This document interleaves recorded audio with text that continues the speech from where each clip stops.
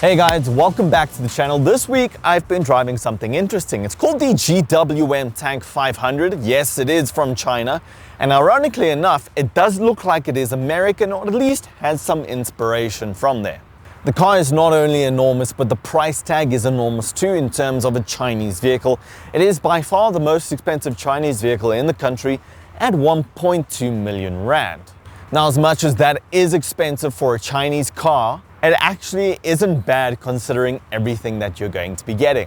So if we look at the front of the Tank 500, you'll see what I mean by American inspiration, and that is a personal opinion. I do think it has a lot of it, but if you kind of squint your eyes, tilt your head sideways, and start singing the Pledge of Allegiance, you could probably see old Dodge Ram in here. I wouldn't even go as far as saying Cadillac Escalade, but definitely old Dodge Ram, in the sense that bigger is better. Everything's just enormous. The car has fantastic road presence, and you really do feel it. It also does make a bit of a difference, especially right now in South Africa, or specifically Johannesburg. It has been raining so much, and our road conditions are literally just getting worse and worse because of the amount of potholes. And this, you don't even have to worry, because it has all of the four-wheel drive systems you could possibly want and amazing ground clearance. So as you can see, this is just the sheer size of the car. I'm 5'7", the car is probably at least 6 foot tall. What's really nice as well is, besides the ground clearance, the moment you open the door, you have the key in your pocket and the car realizes that you're close to it, you will have these side steps that automatically pop out for you, which does make it easier to get in and out of the car. They're also very sturdy. They do hold my weight quite comfortably. And you also have these really nice 20-inch chrome wheels. I'm not typically a fan of chrome wheels, but these look really good. Okay, so if we look at the rear of the tank, it looks very different compared to any kind of large SUV I've seen on the road, like Toyota Prados and whatnot. You do have your spare wheel in the back of the car, as well as a reverse camera. Now, what I will say is this has easily one of the most advanced 360-degree camera systems I've ever seen on the car. The car does also have an intelligent parking system where it can park by itself for you, either via an app or while you're physically in the car as well.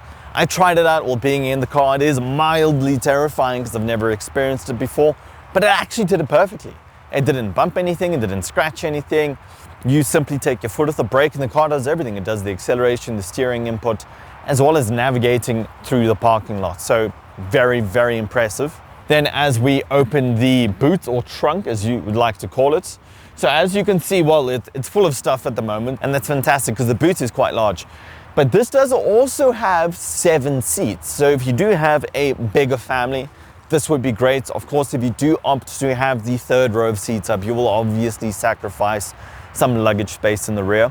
But what's also very convenient is you do also have a 24-volt plug point, meaning I can actually charge my MacBook if I needed to get somewhere and all of a sudden realize it's dead and the power is out, or whatever the case is. South Africa, our electricity suppliers known as Eskom decide to turn off the electricity because there's too much demand on the infrastructure, and the infrastructure cannot keep up with that demand.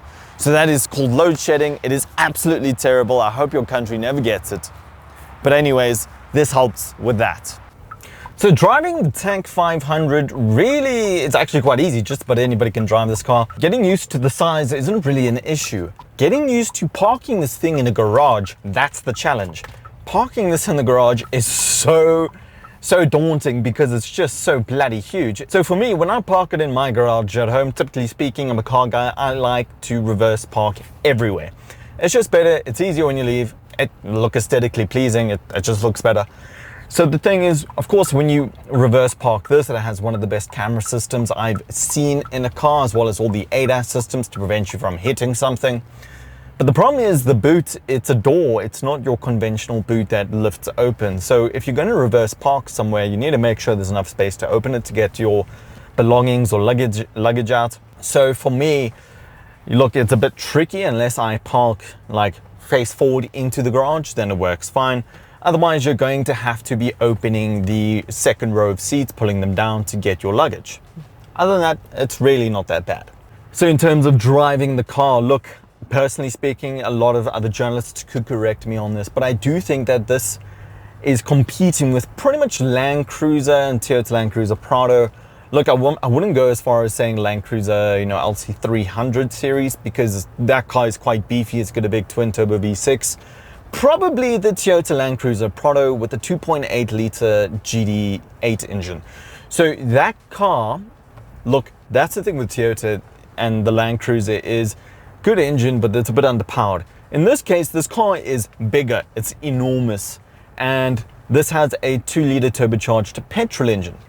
So my only gripe with this is I'm almost certain that this is the same engine from the Haval H6 GT, because it's GWM and it is the same company, as you all know. This car produces a combined power output of 255 kilowatts and 648 Newton meters of torque. Now I know you're thinking, that is quite a lot, and it is, but that's because this is a hybrid. So this is also paired up to a battery system where the batteries will assist low down torque, as well as if you have enough battery charge, you can actually just cruise around a parking lot or your estate where you live in full EV mode. The car will literally just cruise along swiftly and silently, and you wouldn't even know the difference. One thing I will say is that there isn't a dedicated EV mode. I almost wish there was, because just purely because this car is so big, it is heavy on fuel. It's heavy on the fuel in the sense that by conventional means and standards, it's heavy on fuel. Now, it's not cripplingly heavy. I've driven performance SUVs such as the Aston Martin DBX 707 on a B road under Aston Martin supervision, and I got about 46 liters per 100. But that is a 7 million rand car. You could get about 6 of these for the price of that. So the conversation of having a heavy fuel consumption is really debatable, because if you are going to be spending 1.2 million rand on a car like this, which this does cost 1.2 million rand, complaining about fuel consumption, I don't know, I think it's a bit of a pity party, woe is me, my car is so heavy on fuel. It's like, okay, but you decided to buy a 1.2 million rand SUV. If you're going to be spending that kind of money in a car, you're going to do your due diligence as well as your homework. So you're going to be figuring out, what is the fuel consumption like. Now, we all know, typically speaking, manufacturers do like to be a bit over optimistic when it comes to certain figures such as fuel consumption, this being one of them. GWM claim 8.5 liters per 100. Look, this morning I drove to a location to film very early in the morning, and there was just about zero traffic. It was a 45-minute drive, and I got 10 liters per 100 kilometers. Now, 10's not too bad. This car is huge. But in terms of my average day-to-day driving, in traffic, on the highway, city driving, I've been getting realistically between 12 and 13.2 liters per 100. Now that's why people are crying. One thing I will say is it doesn't feel too bad, because this car does have an 80 liter fuel tank capacity. So, you don't fill up as much. I suppose if it had a 60 liter, you would be feeling it a bit more, but it's not too bad.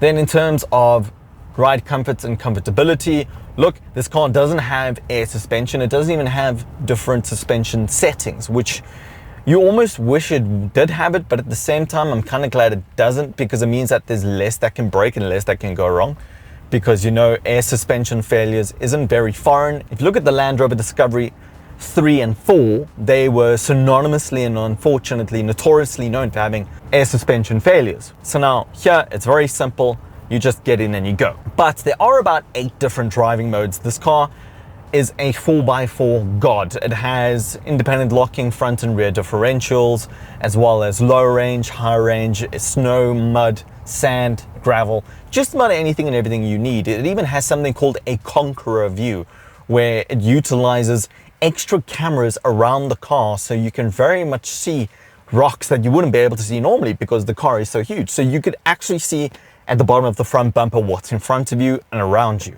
And in terms of day-to-day use, you can connect your phone wirelessly via Apple CarPlay or Android Auto. You do have a wireless charger as well, which is cooled, which is really important, because wireless chargers absolutely fry phones in terms of temperature. They just become so bloody hot. You can pretty much fry an egg on them. Creature comforts, cup holders. So right here, this is my water bottle, and this fits in the cup holder. So it is quite deep. What I will say is that for your wives or your girlfriends, I'm sorry, but your Stanley cup is not going to fit. I have tried with my girlfriends. Somebody doesn't fit at all. But when you do put a takeaway coffee cup in here, It's a little bit daunting and worrying because you almost, look, it fits in quite nicely. It goes in deep, but that's the problem. Because when you want to get it out, you almost are so worried that you're going to rip off the lid and spill coffee everywhere. It almost happened. So that's, you just have to be a bit mindful of, be a bit careful. Then you do have an enormous center console with the little tray that you can remove as well, but it's nice. You can put your cell phone there. Within the center console, there is a little air vent, so you can keep everything nice and cool if you want to put a beverage or two there. So one thing I will say is that the interior of the Tank 500 is really, really nice. The front seats are especially where you want to be sitting, so if you do get the opportunity to drive or ride in the Tank, you have to call shotgun. The front seats are ventilated and also massage you. And it's actually really nice. I've had a few cars on test where the massaging seat function is a bit average, and then somewhere it's very good. This is one of those where it's very good. And there's leather everywhere, although I'm almost certain it is a synthetic leather using probably recycled materials. I know a lot of car manufacturers are doing that these days. Your steering wheel is absolutely really nice. It's a fully multi-function, which is cool. You're able to change different telemetry and information that's being displayed in front of you, as well as if you look a bit further up, you can't really see it on camera, but it does have heads-up display, which is very useful. Although I do find at night it's a little bit difficult to use, just here in South Africa particularly, because with the weather we've been having, you really have to focus on dodging potholes because there are just so many. Like, it even rained today and now it's sunny. I'm surprised there's even sunlight. We haven't seen the sun in like 3 days. So using the heads-up display at night is a little bit of a challenge because it's a bit bright. So I do suppose turning it on and off, it could be a bit of an issue if you are in South Africa. Otherwise, it's fine. You can get away with it. But your center screen is very responsive, and you can of course adjust the brightness settings. Then in terms of the sound system, so the sound system in this car is by a company called Infinity. I've never heard of them, although they are actually pretty good.